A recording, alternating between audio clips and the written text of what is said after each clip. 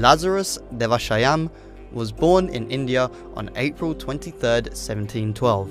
Son of a wealthy Hindu family, he entered the service of the Maharaja as a high official. After meeting Eustachius de Lannoy, a naval officer, initially a prisoner of the sovereign, then his military advisor, he became Catholic, even though conversion was illegal at the time. He was baptized according to the Latin rite of the Catholic Church on May 14, 1745. He took the Christian name of Lazarus, rendered in the Tamil language as Devasahayam, meaning help of God. He began the intense work of evangelization, also bringing his wife to the faith. Because of the hostility of the Brahmins, he was ousted from his post and arrested for high treason.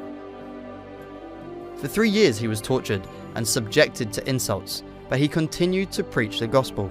The soldiers guarding Devasahayam were so amazed by his faith and the small miracles that they witnessed that they offered to let him escape. But he declined because he knew that they would be punished. On the night of January 14, 1752, Devasahayam was taken from prison to a rocky hill where he was shot several times until he died. He was beatified in 2012 in India under the pontificate of Pope Benedict XVI and canonized by Pope Francis in 2022, becoming the first Indian martyr, the first Tamil saint, and the first Indian layman to be canonized. This saint can be a powerful intercessor. His commitment, his zeal for Christ can be a great invitation for everyone to live their faith well. The true disciple of Jesus, a symbol of faith and fraternity, an unforgettable person in Indian church history, is none other than Saint Devasahayam.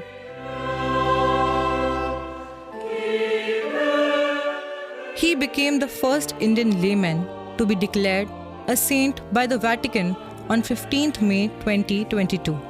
Pope Francis canonized Blessed Devasahayam during the canonization mass in St. Peter's Basilica, which was attended by over 50,000 faithful from all over the world. Devasahayam was born on April 23, 1712 in Nattalam village in Kanyakumari district. His parents are Vasudevan Nambudiri and Devaki Amma. He was very well trained in different art forms and he had the knowledge of literature and languages.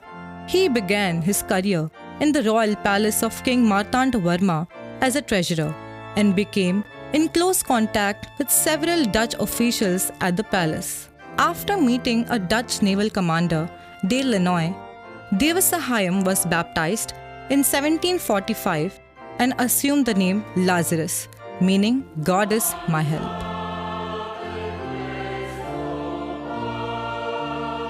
His conversion, however, was considered an act of treason and a danger to the stability of the kingdom. But Devasahayam received the sacraments regularly and ate with people of lower caste than himself and of very humble status. While preaching, he particularly insisted on the equality of all people, despite caste differences.